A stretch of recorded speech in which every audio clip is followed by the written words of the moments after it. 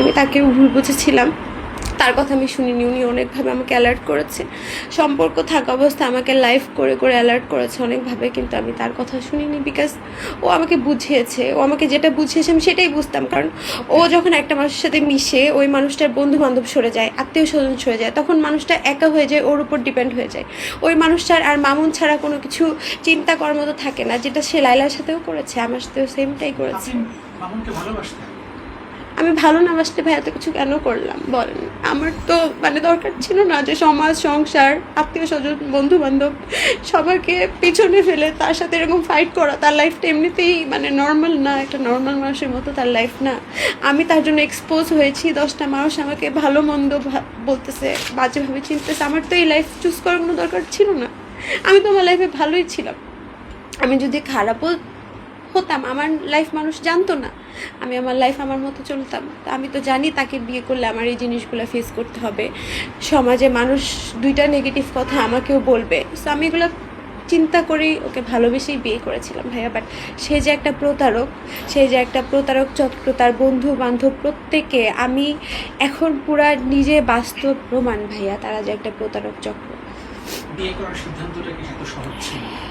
বিয়ে করার সিদ্ধান্তটা সহজ ছিল না ভাইয়া। সে যখন আমাকে সৌদিতে গিয়ে বলল যে আল্লাহ তো মাফ করে দেয়, তুমি কেন মাফ করতে পারবে না, তার যখন মেয়ে সংক্রান্ত অনেক কিছু আমার চোখের সামনে, সে যেই বাসায় থাকতো, আপনারা খবর নিলে দেখবেন, সে যেই বাসায় থাকে তাকে কোনো বাসায় ভাড়া রাখে না বেশি দিন। তার এইসব মাদকদ্রব্য রিলেটিভ ইস্যু, তারপর তার এইসব মেয়ে রিলেটিভ ইস্যু, তাকে কোনো বাসায় রাখে না। এবার আমরা যে বাসায় বিয়ের পর উঠেছি রূপায়ণ লেকেছে, ওখান থেকেও তাকে বের করে দিয়েছে। আপনারা খবর নিলে জানতে পারবেন যে সে ওখানেও কীসব কার্যকলাপ করেছে। তার ওখানে ড্রাগ ডিলাররা আসতো, সে ওখানে ড্রাগ করতো।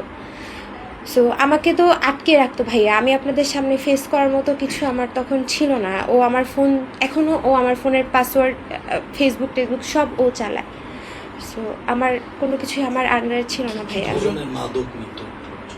ও প্রচুর ইদানিং ইয়াবা সেবন করে, কোকেন খায়, আইস খায়, মদ খায়, ও বিভিন্ন ড্রাগসের সাথে জড়িত। আর সে নিজের টাকায় খায় না, তার বিভিন্ন ভাই ব্রাদার আছে, সে সবাইকে ম্যানিপুলেট করে। সে ছেলে মেয়ে সব ধরনের মানুষের সাথেই সে তার অনেক ভালো সম্পর্ক সে মেনটেন করে। আপনারা মিডিয়াতে ওকে যেভাবে দেখেন, বিশ্বাস করেন সেরকম মানুষটা না। বিকজ আমি তার সাথে থেকেছি, তার সাথে যে থাকবে সে তাকে পরিপূর্ণ চিনতে পারবে, তার আসল পরিচয়টা। আপনারা কি ইয়াবা সেবন করে মারধর করতো? ইয়াবা সেবন করে মারধর করতো, ইয়াবা সেবন ছাড়াও মারধর করতো ভাইয়া। তার যখন যা প্রয়োজন হতো সে যদি না পেতো তখনই তার মারধর শুরু হতো।